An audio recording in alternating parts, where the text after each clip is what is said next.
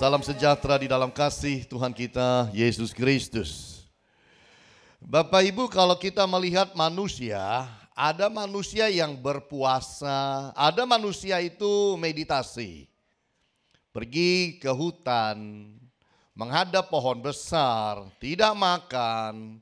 Bahkan ada yang menceburkan dirinya berendam kungkum, katanya orang itu, di air atau di sungai dengan tidak berpakaian selama beberapa hari dengan maksud untuk mendapat kuasa. Ada berbagai macam doa dan puasa di luar sana. Dari yang puasa mutih katanya. Puasa mutih itu artinya hanya makan nasi putih, tidak makan lauk pauk. Nasi putihnya pun tidak boleh ada garam, tidak boleh ada apa-apa. Itu katanya mutih. Karena dengan lakukan itu nanti 3 hari dapat kuasa ini, 21 hari dapat kuasa yang lain, 40 hari kuasanya beda lagi. Ada orang yang sampai masuk ke dalam hutan betul-betul, duduk bertapa, berpuasa, sampai berhari-hari Bapak Ibu. Siang malam hanya bertapa, hanya ingin dapat kuasa Bapak Ibu. Nah bedanya begini. Orang-orang yang hidup dan mencari kuasa-kuasa yang model seperti itu, kalau sudah dapat kuasa, mereka pakai. Artinya apa? Kuasa ada di dalam tangan mereka. Mereka pakai kuasa itu. Saya sudah dapat kuasa, saya sudah puasa, saya dapatkan itu. Saya bisa pakai untuk ini, pakai untuk itu, pakai mungkin untuk sembuhkan orang, pakai mungkin untuk santet orang, pakai untuk kerjain orang, menyusahkan orang, berbagai macam. Karena kuasa itu ada di tangan saya. Beda dengan kita. Beda dengan orang yang dipenuhi dengan kuasa Roh Kudus. Kalau saudara itu dipenuhi kuasa Roh Kudus, beda. Bukan saudara itu bilang begini, Roh Kudus ada di tangan saya. Siapa kita Roh Kudus di tangan saya, iya kan? Tapi kalau kita dipenuhi kuasa Allah, maka Bapak Ibu, kitalah yang dikuasai oleh Roh Kudus. Itu bedanya. Kita yang memberikan diri supaya kita dikuasai oleh Roh Kudus. Beda. Kalau kuasa yang asing, kita bilang saya dapat kuasa. Kamu macam-macam sama saya. Awas loh, tak habisin loh, tak santet kamu, tak kirim kuasa ke sana, gangguin hidupmu. Kuasa di tangan kita. Orang Kristen dipenuhi Roh Kudus, dia tidak punya kuasa yang seperti itu. Tapi dia itu dikuasai oleh Roh Kudus. Beda tidak Bapak Ibu? Beda. Jadi kalau saudara kita bicara mengenai Roh Kudus, pribadi yang suci, membawa perubahan di dalam gereja Tuhan, di dalam kehidupan anak-anak Tuhan. Bukan kita kemudian bangga berkata, saya punya Roh Kudus. Oh ya, saya punya Roh Kudus atau saya dipunyai Roh Kudus? Ini Bapak Ibu. Jangan kita memakai konsep yang dipakai oleh orang di luar sana. Saya punya kuasa, saya punya Roh Kudus. Atau berkata, saya punya jin dan lain sebagainya. No. Kita kalau dikatakan penuh Roh Kudus, kita itu dikuasai oleh Roh Kudus. Itu bedanya. Kita memberi diri untuk dikuasai Roh yang suci dan kudus itu. Ini yang kita harus bawa di dalam diri kita, bahwa bagaimana dari hari ke hari Bapak Ibu kita menyerahkan hidup supaya kita dikuasai Roh Kudus. Karena manusia itu kalau tidak dikuasai Roh Kudus Bapak Ibu, manusia itu pasti dikuasai daging. Manusia itu kalau tidak dikuasai Roh Kudus, manusia itu pasti dikuasai keduniawian. Manusia kalau tidak dikuasai Roh Kudus Bapak Ibu, manusia itu akan dikuasai dosa. Bahkan manusia bisa dikuasai oleh kuasa-kuasa kegelapan. Itu sebabnya di dalam hidup saudara dan saya, kita mau bahwa hidup kita dikuasai Roh Kudus. Amin Bapak Ibu. Siapa mau hidupnya dikuasai Roh Kudus? Kita semua mau kan? Kita semua mau hidup kita dikuasai Roh Kudus. Nah Bapak Ibu, hari ini saya ingin bawa kita melihat firman Tuhan. The Holy Spirit changes life. Roh Kudus mengubahkan kehidupan. Kalau Roh Kudus itu masuk di dalam kehidupan saudara dan saya, maka terjadi perubahan hidup. Perubahan hidup. Kalau Roh Kudus ada di dalam kehidupan saudara dan saya, tidak mungkin kita jadi sama. Kita pasti berubah. Kita pasti pula diubahkan. Masih ingat kisah tahun 80-an, Pangeran Charles meminang Lady Diana. Waktu dia belum jadi lady, belum jadi yang namanya ratu waktu itu, permaisurinya daripada Pangeran Charles, istri Charles, siapa dia? Guru sekolah minggu atau guru TK itu. Gurunya anak-anak itu. Dia adalah seorang guru. Tetapi ketika Pangeran Charles masuk di dalam hidupnya, hidupnya pun berubah. Dia masuk kemudian ke dalam kerajaan. Oh, kalau dulu waktu jadi guru, dada-dada kayak kita. Kalau ketemu teman, dada-dada begini.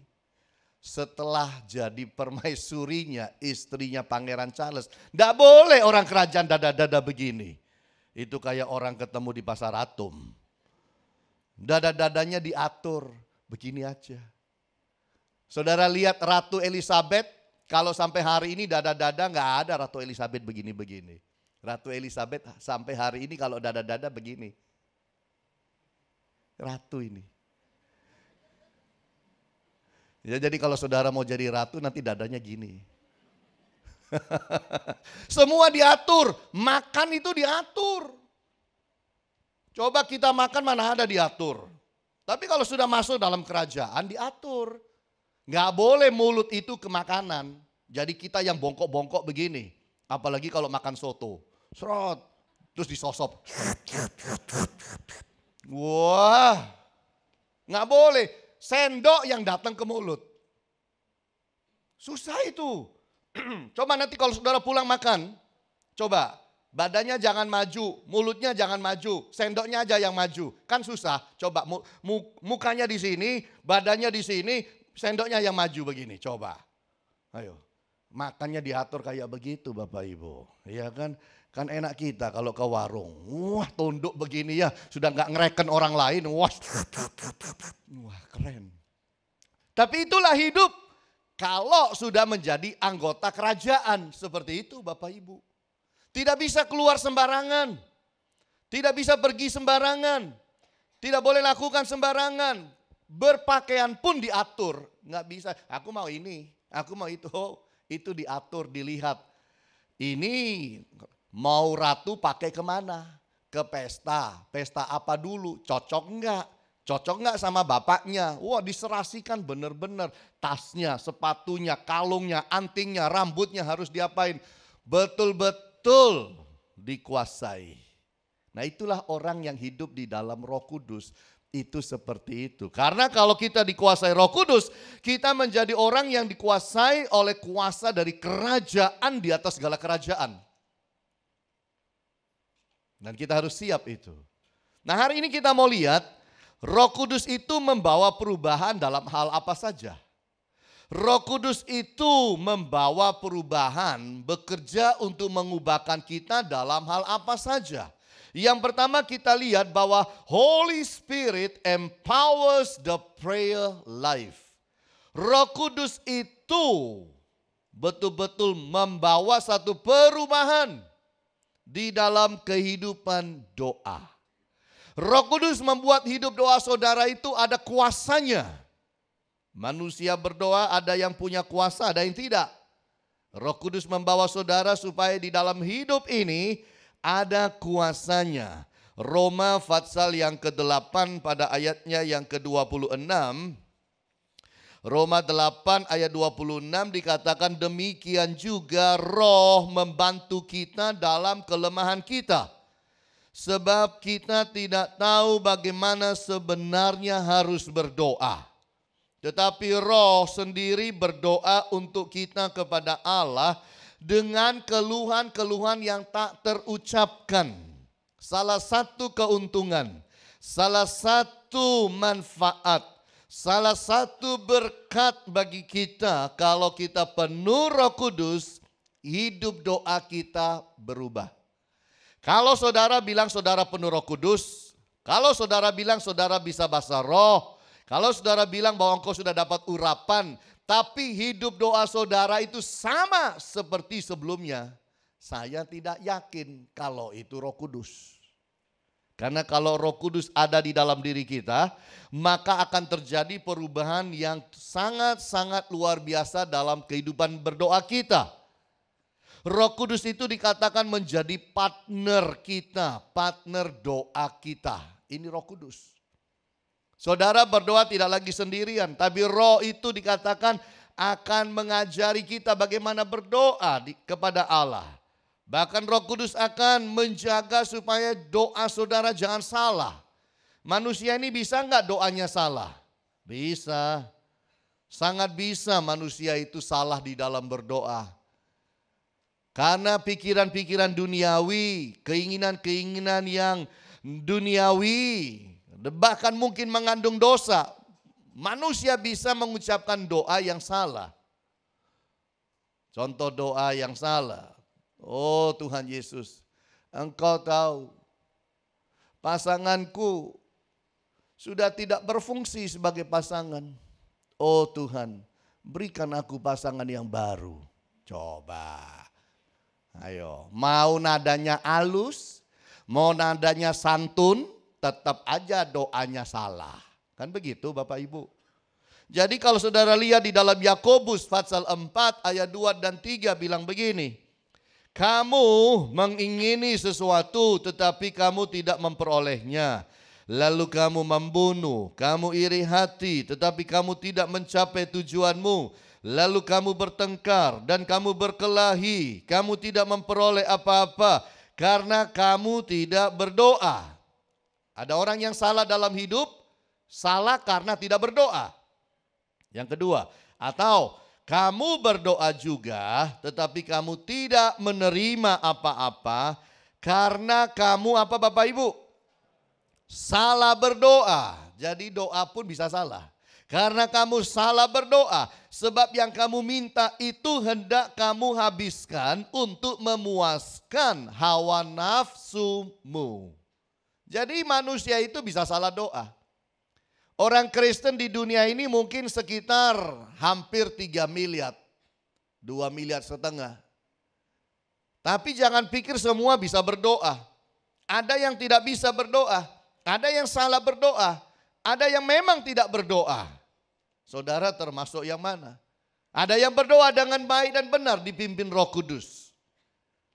Saya harapkan saudara dan saya menjadi orang-orang yang berdoanya dipimpin Roh Kudus. Itu sebabnya Roma 8 tadi ayat 26 itu sangat penting. Roh Kudus itu juga mendoakan kita. Menurut Roma pasal yang ke-8 ayat 26.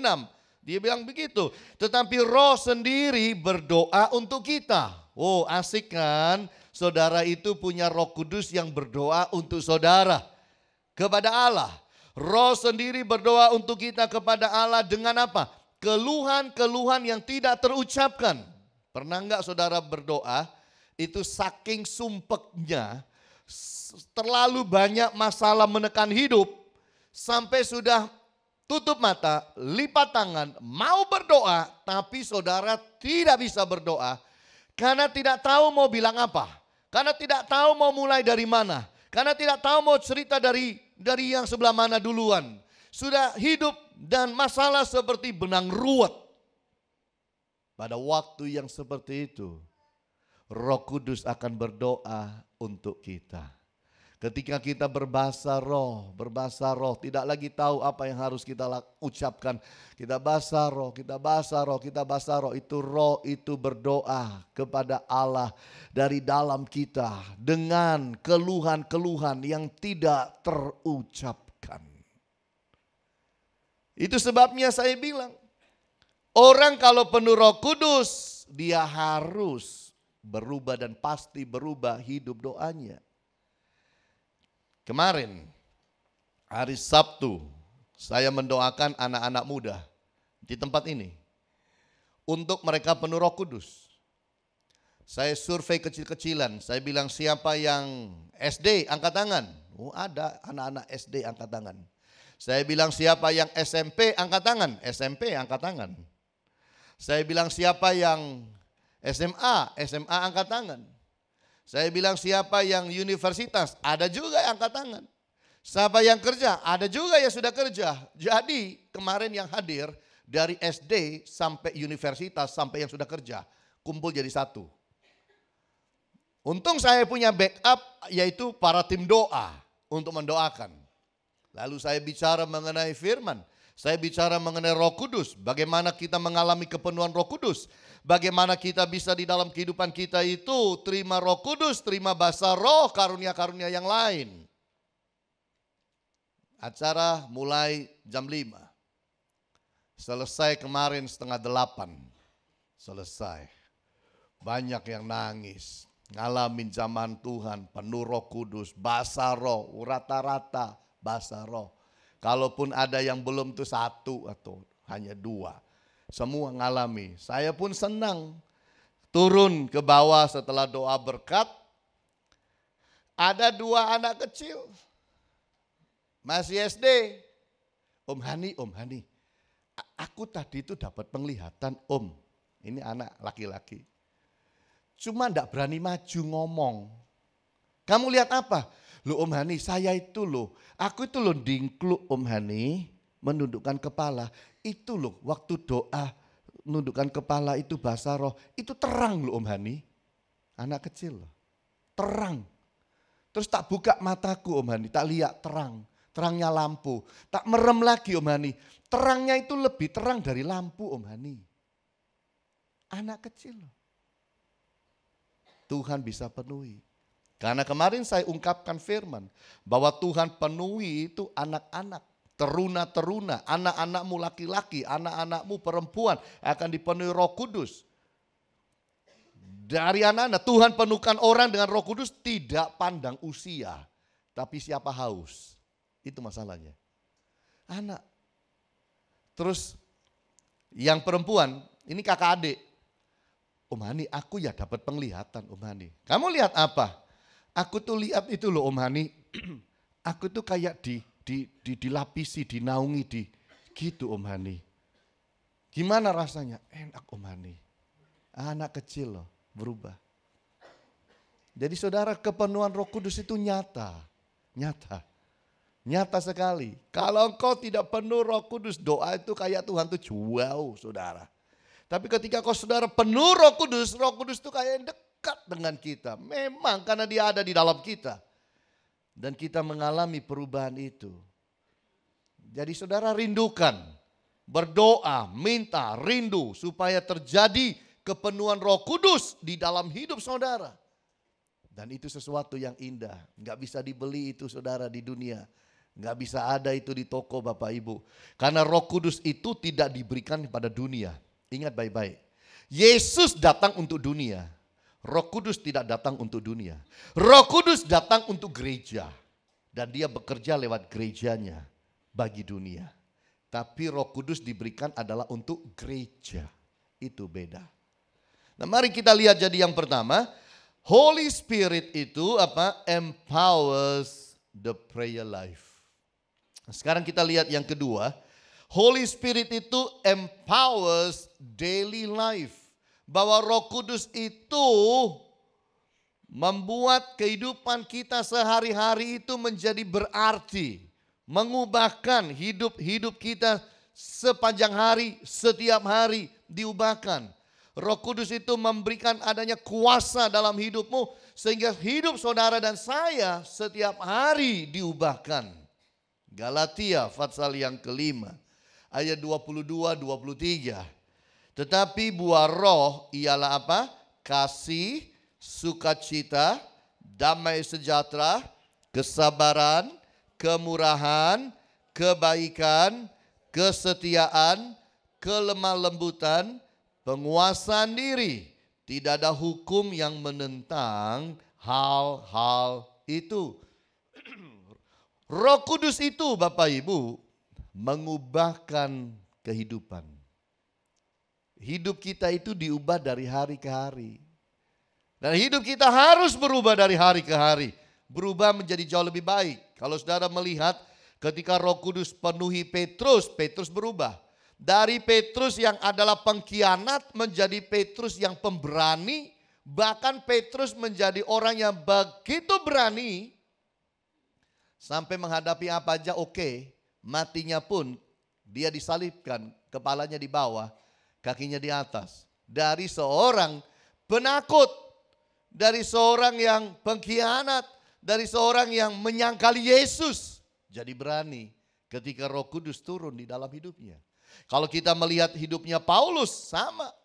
Paulus itu diubahkan dari apa? Seorang pembenci Kristus menjadi seorang pecinta Yesus. Berubah. Karena Roh Kudus datang dan membawa perubahan. Waktu dia buta 3 hari, bawa masuk ke kampung. Itu tidak makan, tidak minum. Dia mengalami satu breakthrough secara spiritual. Dia mengalami goncangan hidup rohaninya. Dan dia juga mengalami penuh Roh Kudus di situ. Keluar dari sana 3 hari langsung khotbah mengenai Yesus. Siapa bisa ubahkan Paulus demikian cepat kalau bukan Roh Kudus, Bapak Ibu? Amin. Siapa bisa ubahkan kalau bukan Allah bicara, bekerja dalam hidupnya? Roh Kudus itu bukan hanya mengubahkan, tapi juga membangun dan memimpin kehidupan kita. Dia membangun, memimpin kehidupan saudara dan saya. Kalau saudara lihat dalam Lukas pasal 4, Yesus yang penuh dengan Roh Kudus kembali dari sungai Yordan, lalu dibawa oleh Roh Kudus ke padang. Siapa yang bawa? Roh Kudus bawa Yesus. Bukan Yesus bawa Roh Kudus. Roh Kudus dibawa Yesus. Artinya Roh Kudus yang menguasai. Itulah hidup kita. Kita dikuasai Roh Kudus. Kita dibawa Roh Kudus ke jalan yang mana Roh Kudus inginkan kita jalani. Yesus saja mengalami hal yang seperti itu. Kemudian kalau saudara lihat di dalam Kisah Rasul pasal yang ke-16, pasal 16 ayat yang ke-6, maka kita lihat baca ayat tersebut. Mereka melintasi tanah Frigia dan tanah Galatia. Karena Roh Kudus mencegah mereka untuk memberitakan Injil di Asia. Nah, saudara lihat bagaimana Roh Kudus memimpin dalam hidup mereka sehari-hari. Dalam mengambil keputusan, dalam mengambil kebijakan. Kadang-kadang hidup mau jalan ke kanan, Roh Kudus bilang jangan, ke kiri dulu. Ada maksud Roh Kudus, ada tujuan Roh Kudus di dalam memimpin kehidupan seseorang. Yang ini dicegah untuk dibawa ke tempat yang lain terlebih dahulu. Karena memang kita hidup itu menjalankan rancangan Tuhan. Ini yang kita harus jalani dalam hidup kita. Dan juga kita lihat bahwa Roh Kudus itu dikatakan menumbuhkan buah-buah roh di dalam hidup saudara dan saya. Kita belum ada yang sempurna. Dunia ini kita belum ada yang sempurna. Tidak peduli kita umurnya berapa, Bapak Ibu, tidak ada yang sempurna. Tidak peduli gelar kita seperti apa, tidak ada yang sempurna. Tidak peduli saudara sudah berapa puluh tahun masuk ke gereja, tidak ada manusia sempurna. Yang ada adalah manusia yang sedang terus disempurnakan oleh Roh Kudus di dalam hidup ini. Jadi jangan pernah berharap seseorang itu sempurna. Belum ada orang sempurna. Belum ada. Kita nggak sempurna, orang lain nggak sempurna. Makanya saudara tidak perlu dikatakan menghakimi orang lain. Karena toh tidak ada manusia sempurna dalam hidup. Tapi setiap kita itu sedang dipimpin untuk diproses supaya buah-buah Roh Kudus itu tercetak dalam hidup saudara dan saya. Ini. Yang tadi kita baca itu, kasih, sukacita, damai sejahtera, kesabaran. Gimana caranya orang dapat sabar? Coba pikir baik-baik. Salah satu contoh. Gimana jadi manusia yang jauh lebih sabar daripada sebelum-belumnya? Saudara nggak bisa sabar itu diminta. Oh Tuhan Yesus berikan aku kesabaran. Terus tiba-tiba saudara merasa sabar. Oh aku merasa sabar. Nggak ada sabar masuk begitu saudara. Sabar itu datang dalam hidup. Lewat hal-hal yang membuat kita tidak sabar. Lewat masalah. Diproses. Lalu saudara punya pilihan, mau sabar atau tidak sabar. Kan begitu. Contohnya, saudara ada di perempatan jalan. Lampu itu merah Bapak Ibu. Saudara paling depan, lampu merah. Lampu itu loh, baru jelap hijau, baru jelap hijau. Itu mobil di belakang sudah ngebel saudara. Tin, lama sekali. Coba, kalau sudah gitu maunya gimana? Mau sabar apa enggak sabar? Iya kan? Punya pilihan kita. Orang ini kok, iya. Lampu itu baru jelap hijau. Lain kalau lampu itu sudah hijau 5 detik kita belum jalan.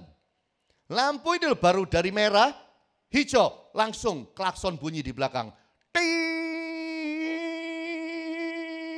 Wah, lebih baik personel masukkan 0. Terus kita keluar dari pintu ya. Bawa pentungannya baseball. Anda niatnya apa? Gitu. Ini tidak sabar-sabar saudara. Kalau mau sabar apa? Ya sudah. Kalau di bel begitu kita ngelus dada, ya ngelus dada aja. Sudah. Mungkin yang belakang itu kepingin ke toilet. Ya sudah kita minggir cepet-cepet kasih dia jalan. Gitu aja. Itu namanya belajar sabar. Sabar itu tidak turun dari sorga masuk dalam hidup saudara. Jebluk. Kerasa aku. Kerasa. Aku rasanya sudah lebih sabar. Tidak ada sabar masuk begitu dalam hidup. Saudara minta sabar, engkau akan diperhadapkan hal-hal yang membuat saudara tidak sabar. Supaya disitulah engkau diperas menjadi sabar. Begitu. Termasuk kalau saudara minta hidup jadi lebih banyak penuh kasih. Akan diperhadapkan hal-hal yang membuat saudara bisa berontak dan tidak keluar kasihnya. Yang keluar yang lain bisa. Tapi disitulah Roh Kudus beri kita kekuatan supaya kita bisa di dalam hidup ini belajar lebih sabar, belajar untuk lebih penuh sukacita. Begitu. Saudara juga tidak bisa kan berdoa dan minta kerendahan hati, lalu bersaksi. Nggak bisa. Saudara-saudara, minggu lalu saya itu berdoa kepada Allah dan memintakan kepada Allah supaya saya itu dikasih kerendahan hati. Oh saudara, saya ingin bersaksi kepada saudara, saya sudah menerima, saya adalah orang yang sangat rendah hati sekarang. Loh lah ketok sombongnya saudara. Iya kan? Jadi kerendah hati itu tidak bisa disaksikan.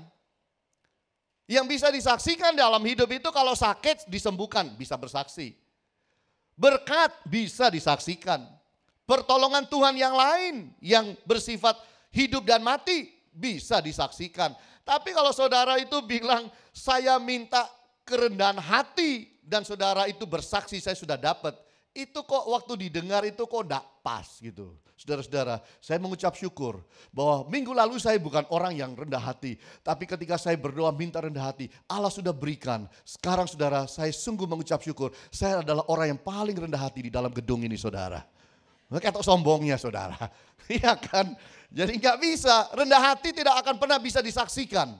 Itu hanya bisa dirasakan oleh orang lain apakah saudara sudah dapat atau belum. Itu aja. Apakah saudara sudah hidup rendah hati atau belum.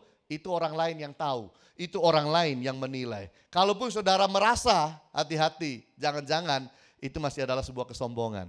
Orang rendah hati itu kadang-kadang gak rasa bahwa dia itu rendah hati. Kenapa? Yang rasa harus orang lain Bapak Ibu. Begitu. Ibu Agnes bilang kepada saya. Kalau gak salah kemarin hari Sabtu. Aku gak bisa tidur katanya. Siang hari, sore. Gak bisa tidur. Kenapa? Dengerin ngorokmu gak bisa tidur saya. Loh, siapa yang ngorok? Saya bilang gila gitu. Iya, orang kalau ngorok itu ya mana tahu gitu loh. Ya benar saudara. Orang kalau tidur ngorok gak tahu. Yang tahu siapa? Orang lain. Ya benar. Masa saya bilang gak mungkin saya ngorok. Gak mungkin. Saya gak bisa tidur kok katanya dia. Nah, dengerin kamu ngorok. Masa saya mau bantai itu? Enggak. Saya enggak ngorok kok. Loh kamu kok tahu kamu enggak ngorok? Wah, berarti kan saya bangun itu. Nah, orang kalau tidur ngorok enggak pernah tahu dia ngorok. Sedangkan orang lain menderita. Kan begitu Bapak Ibu. Jadi mari di dalam hidup ini kadang-kadang kita enggak tahu kelemahan kita. Orang lain yang lihat. Makanya belajar memberikan kelemahan kita itu kepada Tuhan. Supaya Tuhanlah yang mengubahkan kelemahan-kelemahan di dalam kehidupan kita.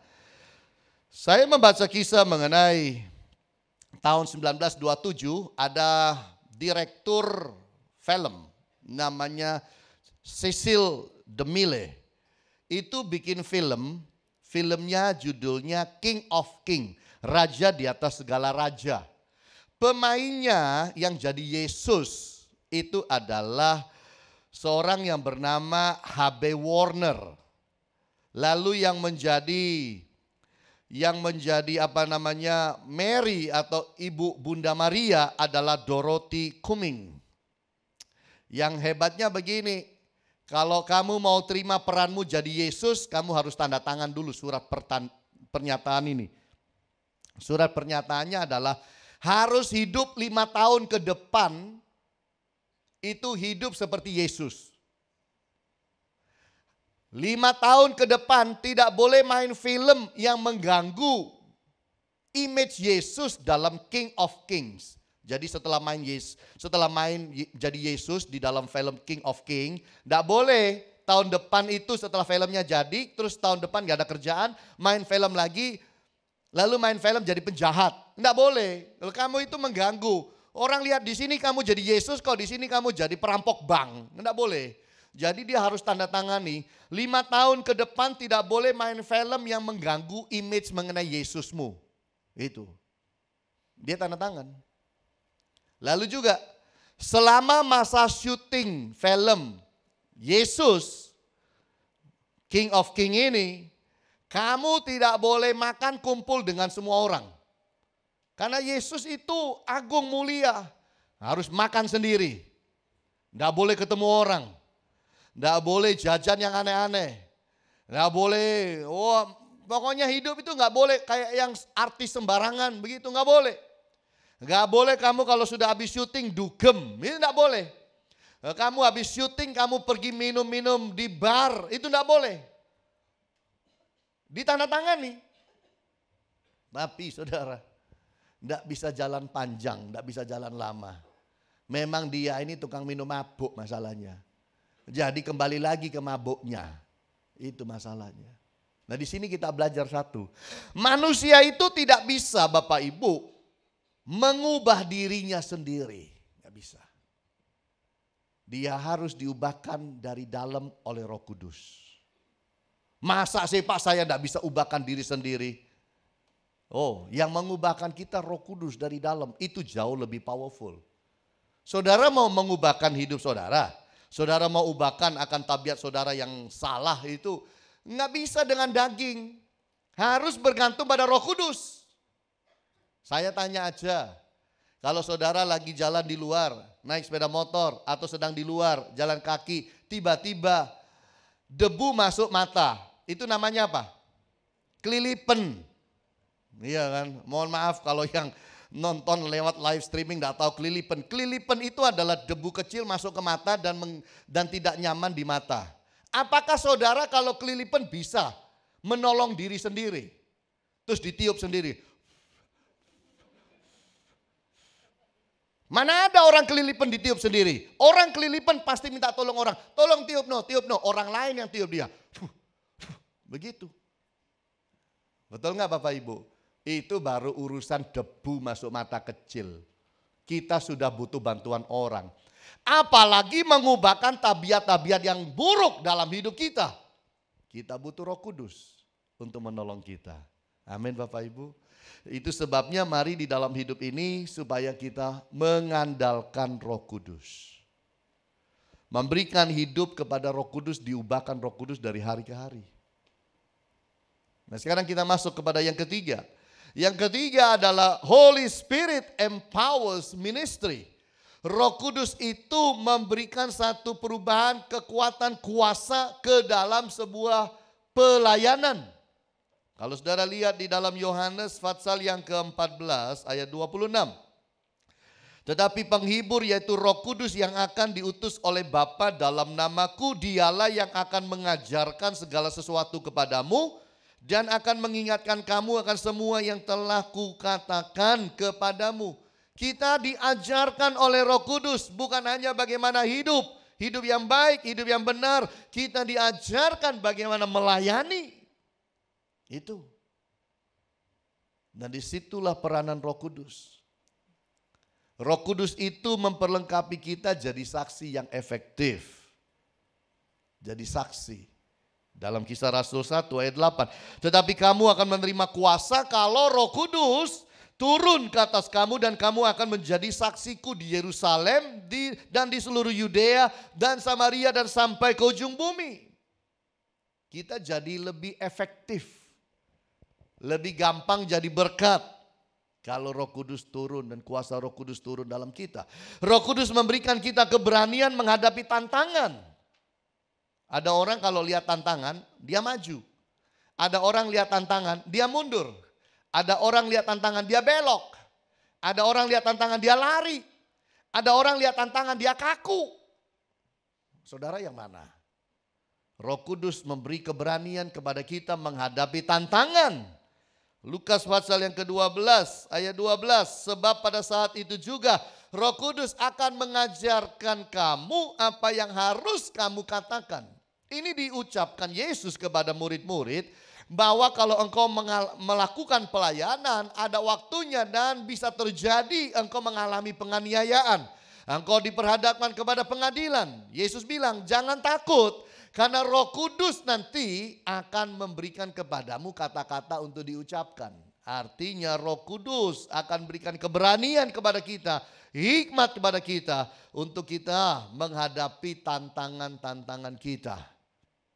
Roh Kudus juga dikatakan membawa spiritual freedom, yaitu adalah kebebasan atau kebebasan rohani terjadi dalam kehidupan saudara. Coba lihat dalam Yohanes pasal 14 ayat yang ke-26.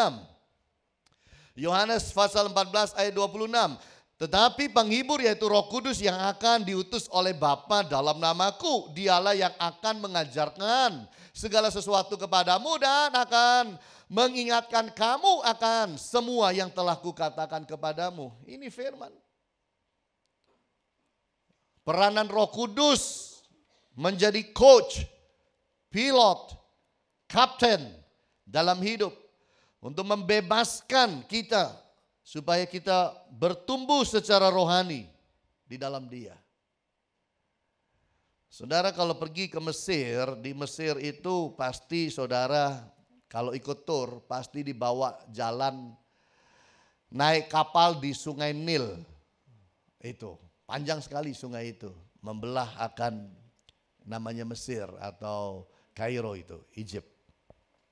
Saudara naik kapal itu 2 jam makan di atas kapal, lalu lihat banyak atraksi-atraksi yang ada di atas kapal, tari perut dan lain sebagainya. Ya, lihat orang bisa muter. Satu lagu itu 4 menit, 5 menit, orang tuh bisa muter-muter saudara. Muter. Jadi muter begini, muter aja begini. Itu muternya cepat saudara, but dengan pakaiannya itu. Waduh keren saudara. Yang saya bayangkan loh kok enggak pusing. Saya muter itu 10 kali itu suruh diem gitu bisa goyang-goyang begini saudara. Iya kan, saya rasa semua kita lah. Ini orang bisa puter itu ratusan kali Bapak Ibu. Selesai itu ya dek begitu saudara. Loh, kok enggak pusing ya. Saya sudah pasti minum Paramex atau Panadol saudara. Nah, jatuh dulu sebelum minum saudara. Nah, coba saudara puter begini. Nanti coba-coba di lapangan parkir itu boleh dicoba. Mumpung enggak banyak orang. Puter begitu. Setelah 30 kali coba berhenti. Terus jalan lurus. Kan goyang saudara jalannya. Itu orang sana tuh kok ya bisa. Saya sampai hari ini saya masih bingung. Ketemu orang bisa nari muter kayak begitu. Belum pernah lihat. Indonesia saya belum pernah lihat ada orang bisa muter berhenti kenceng jalannya. Wong di sini nih loh banyak yang enggak muter aja sudah nyelewat hidupnya kok. Apalagi pakai muter saudara. Iya kan. Nah kalau saudara pergi ke sana itu ada dam, bendungan namanya Aswan. Aswan High Dam itu bendungan air yang dipakai oleh Raja Presiden Nasir pada waktu itu untuk tahun 1953. Bendungan itu dibangun memakai tenaga air itu untuk diubahkan supaya mendapatkan listrik Bapak Ibu. Dibangunlah bendungan itu selama 20 tahun. Bangun tahun 1953, selesainya 1970. Ya, kurang lebih sekian belas tahun, 17 tahun Bapak Ibu. Dan kemudian diresmikan tahun 1971. Dan bendungan ini Bapak Ibu karena airnya itu kencangnya luar biasa, bendungan ini bisa menghasilkan air itu 10 miliar kilowatt. Itu listrik satu Mesir dapat dari situ. Hebatnya luar biasa. Lah ini sungai biasa, tempatnya orang itu ada yang mancing, ada yang cuci pakaian, ada yang mandi, ada yang bersih-bersih, cuci segala macam di situ Bapak Ibu. Sungai biasa. Tapi ketika itu diubahkan, sungai ini menghasilkan tenaga listrik yang sangat-sangat powerful untuk bisa dipakai seluruh Mesir. Luar biasa. Ini bicara mengenai hidup kita yang biasa. Kalau kita serahkan kepada Roh Kudus akan pakai kita dengan luar biasa untuk menghasilkan hal-hal yang indah dan baik bagi kemuliaan nama Tuhan dan bagi kemanusiaan. Amin Bapak Ibu. Itu sebabnya kita perlu menyerahkan hidup ini kepada Roh Kudus untuk diubahkan. Jangan pernah bosan berdoa, Roh Kudus ubahkan saya, Roh Kudus ubahkan saya. Jangan pernah bosan. Karena memang Roh Kudus datang untuk saudara menservis kita, mencune up kita, ibarat mesin, ibarat mobil. Terus kita diservis supaya jadi tambah hari tambah baik. Tambah hari tambah benar, tambah hari tambah kudus, tambah hari tambah suci dalam hidup. Itu tujuannya. Tambah hari hidup bukan ditarik oleh kuasa kegelapan dan duniawi ini, tapi dikuasai Roh Kudus terus menerus dalam hidup. Itu sebabnya kita butuh Roh Kudus. Hari ini saya menantang saudara supaya engkau memberikan hidup untuk berani terbuka, untuk berani minta Roh Kudus turun di dalam hidup supaya mengubahkan saudara dan membawa kehidupan saudara itu berubah luar biasa. Yang pertama itu hidup doa biar berubah. Hidup doa dulu berubah. Lalu kemudian berubahlah akan hidup kita sehari-hari. Sifat yang gak baik, tabiat yang gak baik itu biar berubah semua. Hidup yang sia-sia biar berubah. Hidup yang hanya pikirannya duniawi biar berubah semua. Lalu kita dipimpin masuk dalam pelayanan. Bagaimana jadi orang Kristen yang efektif bagi Allah, bagi kerajaan Allah. Ini Bapak Ibu. Itu sebabnya kita harus minta Roh Kudus. Roh Kudus diberikan kepada gereja. Sekali lagi bukan kepada dunia. Roh Kudus diberikan pada gereja. Gereja harus bisa terima. Siapa gereja? Gereja itu bukan bangunannya. Gereja itu saudara dan saya. Gereja itu adalah anak-anak Tuhan. Itu yang disebut gereja. Kalau yang saudara ada lihat sekarang ini. Segi empat ini adalah gedung gereja. Beda gedung gereja dan gereja. Dua hal yang berbeda. Roh Kudus tidak diberikan kepada gedung gereja. Roh Kudus diberikan kepada gereja, yaitu saudara dan saya. Biarlah kita hidup dan kita menyambut dan menerima Roh Kudus di dalam hidup kita. Tuhan Yesus berkati saudara. Haleluya.